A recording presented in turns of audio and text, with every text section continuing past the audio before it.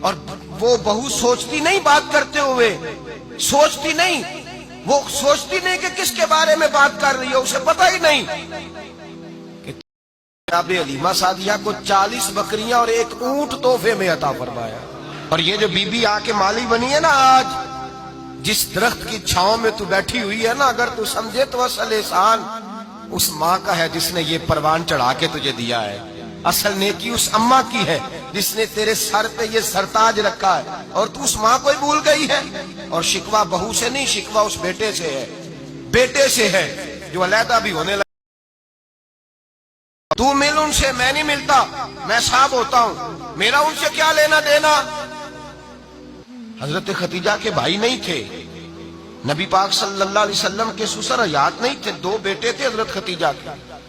اور وہ دونوں بیٹے پچھلے خامن سے تھے۔ ذرا عقل کی کسوٹی پر تولیے گا کہ کسی بی بی کے بیٹے ہوں اور پچھلے خامن سے ہوں، اس آدمی کا رویہ کس طرح کا ہوتا ہے۔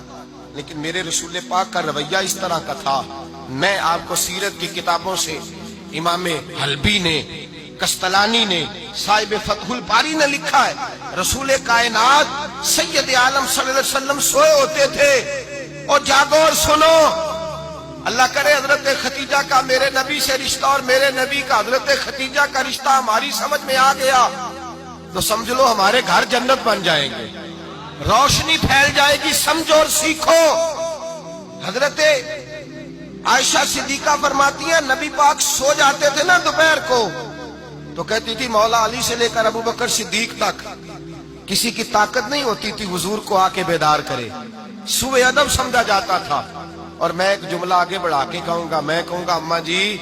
آپ تو مولا علی سے لے کر ابو بکر صدیق تک فرماتی ہے نا، ہمارا تو عقیدہ یہ ہے کہ مصطفیٰ سو جائے تو جبریل بھی نہیں جگا سکتے، وہ بھی نہیں آ سکتے، وہ بھی ہاتھ باندھے کھڑے ہیں کہ مولا کیسے جگاؤں، حضرت جبریل بھی نہیں جگا سکتے۔ لیکن حضرت عائشہ صدیقہ فرماتی ہیں میں تھی مدینے میں کہ حضرت خدیجہ کے وصال، میں مدینے میں حضور کے گھر میں تھی، نبی پاک میرے گھر میں موجود تھے اور سید عالم سوئے ہوئے تھے۔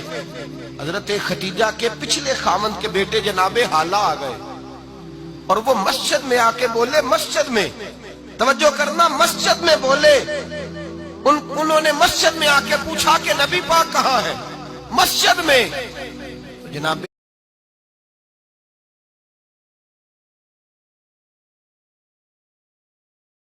عائشہ صدیقہ فرماتی ہیں حضور سوتے ہوئے بیدار ہو گئے،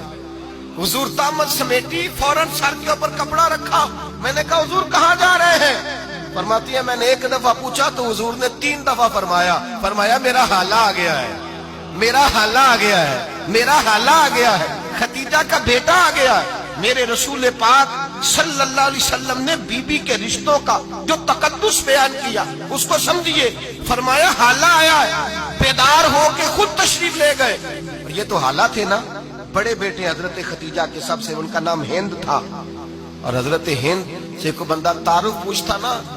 نبی پاک کا جو حلیہ ملتا ہے نا کتابوں میں، سیرت کی کتابوں میں، حضور کا مکھڑا کیسا تھا، مکھ چند بدر شاشانی ہے، متھے چمک دی لاٹ نورانی ہے، کالی زلف تیاک مستانی ہے، مخمور اکھی ہیں مد بریاں۔ یہ جو حضور کا حلیہ ملتا ہے نا، یہ حضرت ہند کا بیان کیا ہوا ہے۔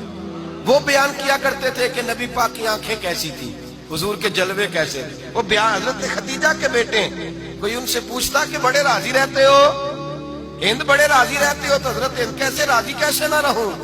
راضی کیسے نہ رہوں، میرے بھائی کا نام علی المرتضیٰ ہے، بہن کا نام فاطمہ الزہرا ہے، ماں کا نام خدیجہ الکبریٰ ہے، اور باپ کا نام محمد مصطفیٰ ہے، میں راضی کیسے نہ رہوں۔ حضرت خدیجہ الکبریٰ کے رشتوں کے ساتھ رسول اللہ کا پیار، ان عورتیں بالخصوص، میری بات پہ توجہ